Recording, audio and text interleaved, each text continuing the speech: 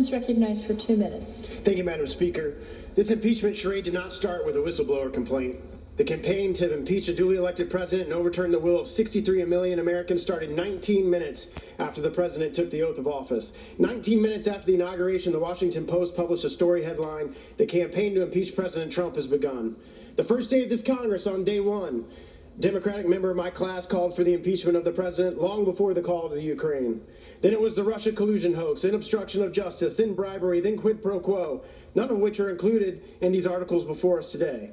The first article of impeachment, crafted as a fiction, is not an enumerated basis in the Constitution for impeachment. The Democratic majority would have you believe that abuse of power is a high crime or misdemeanor. It's not. It's an opinion. It's not even a crime that can be charged in a court of law.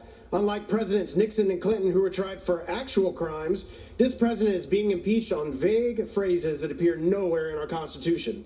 The second article, obstruction of Congress, again, doesn't exist in the Constitution as a basis for impeachment and is attempting to impeach a duly elected president for asserting constitutionally based privileges that have been asserted on a bipartisan basis by administrations of both political parties throughout our nation's history. This House is impeaching a president over a phone call to another world leader, a few lines in a phone transcript that have been completely and utterly misrepresented by the majority.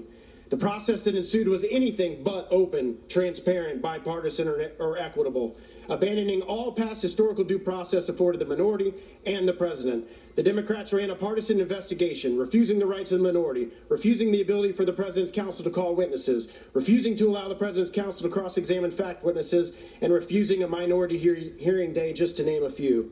The majority waves around a report drafted that the Democratic staff concocted as a matter of fact. When they needed backup for their approach, they paraded out liberal professors with animus against the president who gave them license to impeach the president for any reason they wish. House Democrats are making themselves kings in a manner far worse and more obvious than what they are accusing the president of doing. The only abuse of power here is the Democratic-led Congress. I yield back.